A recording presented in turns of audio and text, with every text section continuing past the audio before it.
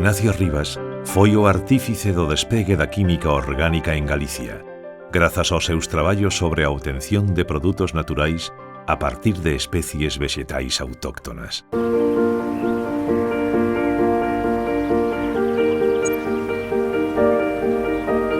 Tiña contacto coa industria galega, principalmente con a Celtia, Industria Química, e tamén un pouco máis de lexos, con a industria corchera de Mérida e matadero de Mérida. Este chegar máis lexos, esta categoría que tiña o profesor Rivas, chegou incluso ás antípodas de Galicia. Chegou hasta Nova Zelanda. Nova Zelanda o profesor White e o profesor Rivas, Ignacio Rivas, tiveron unha temporada un contacto epistolar porque traballaban no contenido de alcaloides nas plantas locales. E as plantas de Nova Zelanda había algunhas, que eran algunhas parecidas coas plantas de galegas.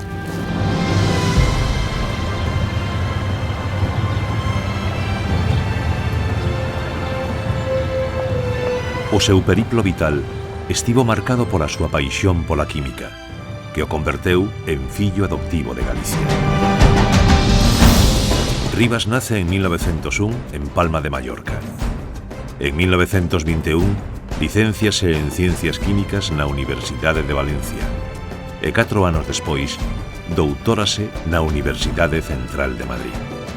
A continuación, realiza unha estadía no Instituto Pasteur de París e en 1928 gaña as oposicións á Cátedra de Química Orgánica da Universidade de Salamanca. A consecución da Cátedra de Química Orgánica e Bioquímica da Universidade de Santiago de Compostela en 1941 marca o inicio da súa longa etapa en Galicia, onde falece en 1996.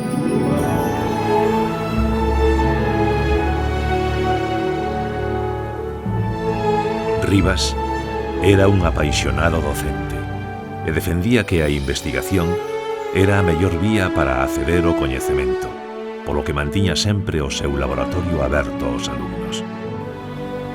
Don Ignacio era un extraordinario profesor y una característica suya era unir la teoría con la práctica. A la práctica le dedicaba una atención y un interés enormes. Y de hecho, por ejemplo, un caso único en la Facultad de Ciencias era que muchas veces las prácticas de los alumnos las realizaba él previamente explicando todas las características del montaje, de los productos, de los reactivos, de la forma de llevar a cabo los procesos, y posteriormente los alumnos repetían estas actuaciones y frecuentemente lo que exigía era que los alumnos, una vez terminada la práctica, le presentasen el producto.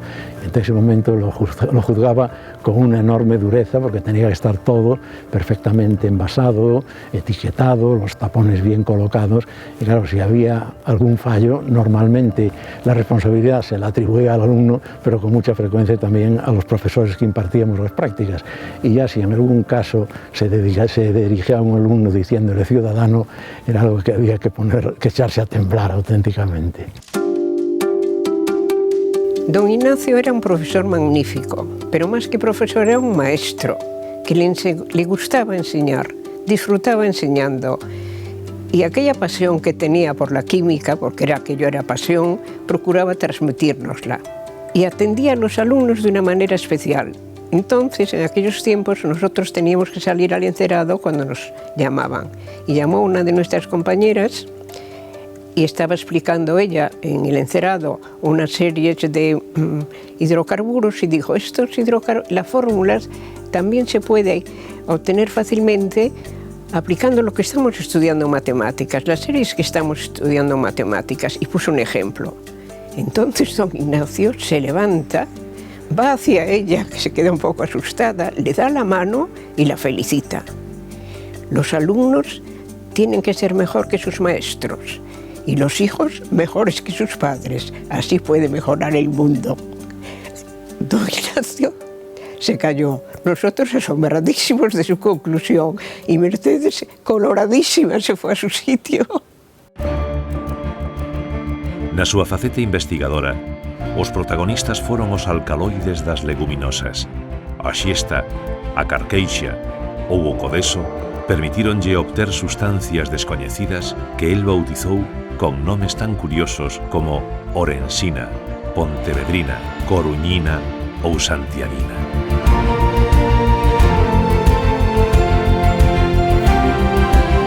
Da cortiza, logrou sustancias con aplicacións na industria da perfumería. A partir da hormona xuvenil dos insectos, desenvolveu un insecticida ecolóxico. Do cornecho do centeo, en colaboración co Instituto Miguel Servet, obtivo alcaloides con aplicacións médicas como facilitadores da expulsión da placenta e para evitar o sangrado despois do parto. Yo tuve un accidente en el laboratorio, se me incendió un matraz con acetona y me quemó toda una parte de la cara. El médico dijo que era posible que me quedara marca y que desde luego tenía que estar en casa para que no me diera el aire. Allí aparecen en mi casa don Ignacio con su plana mayor de ayudantes. Los pasan a la sala y mi padre le dice esto y don Ignacio, emocionadísimo: si le queda marca a su hija, eso es una señal de orgullo. Estará usted contentísimo. Fíjese usted, el profesor Batuecas, tuerto, por un ensayo de laboratorio. El profesor Fraga, aquí con nosotros, cojo, porque le cayó se incendió el laboratorio y le cayó el techo. Y contó muchas otras anécdotas parecidas. Por fin, mi padre atendiendo no se lo podía creer. Los despedimos en la puerta y mi padre cierra la puerta y mi padre me dice: tú no vuelves a poner los pies en ese laboratorio. Ignacio Rivas foi o fundador e director do Laboratorio de Química Orgánica do Consello Superior de Investigacións Científicas, CSIC, en Santiago, xerme do actual Instituto de Investigacións Agrobiolóxicas. Moi reivindicativo co financiamento da ciencia e coa conexión da investigación co progreso de calquera sociedade, denunciou o estado das universidades españolas, as que acusaba de ser meras fábricas de títulos, pobrísimas en produción científica, e pediu que se aumentase o gasto en laboratorios e bolsas pros investigadores. Don Ignacio exigía a sus colaboradores una dedicación prácticamente completa, como se reflejaba en los artículos de sus reglamentos de laboratorio, clavados con chinchetas en la puerta, pero esta dedicación trataba de compensarla en cierta medida, ayudando de forma económica a sus colaboradores para que pudieran dedicarse con mayor exclusividad a sus trabajos de investigación. En ese sentido, por ejemplo, adjudicaba a sus colaboradores cargos de tipo docente, como era el caso de profesor encargado de las clases prácticas o adjunto interino, trabajos de tipo administrativo y organizativo de laboratorio, como encargados de almacén, secretaría, biblioteca, etc. Y, por otra parte, una ayuda importante eran las becas. Él era director de una sección del Instituto Alonso Barba de Química del Consejo de Investigaciones Científicas y a los alumnos les distribuía becas de escasa entidad en aquel momento, pero que contribuían a cierta independencia en su trabajo. Os seus discípulos lembran como en ocasións ía buscaros personalmente ás súas casas ben cedo e lles exixía dedicación absoluta de luns a sábado, cunhas normas moi estrictas de obrigado cumprimento.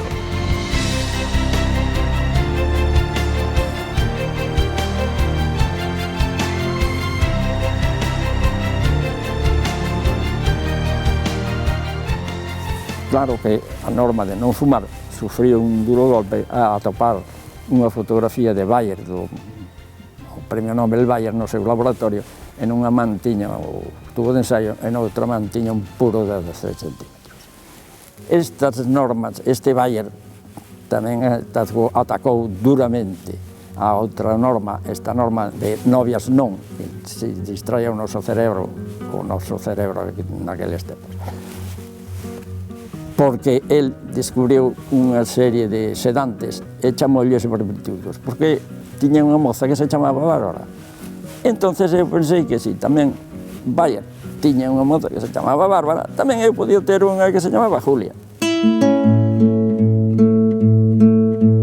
Rain, rain, go away.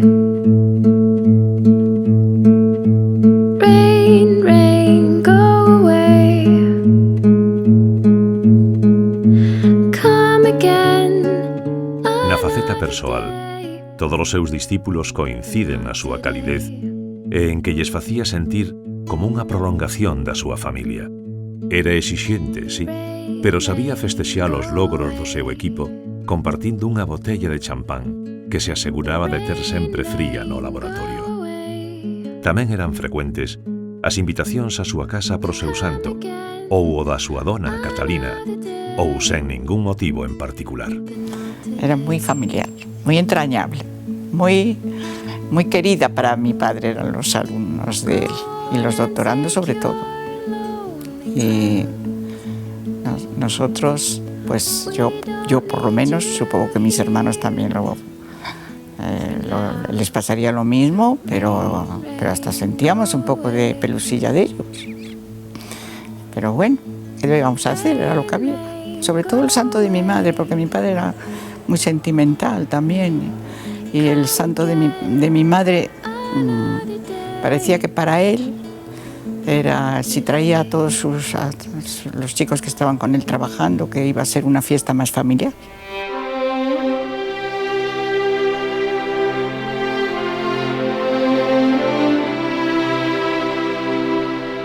Se a moviola do tempo pudiera poñerse en marcha, sen dúbida ninguna, volveríamos a repetir aquela época. E creemos que o mesmo sucedería con todos os que traballamos con don Ignacio.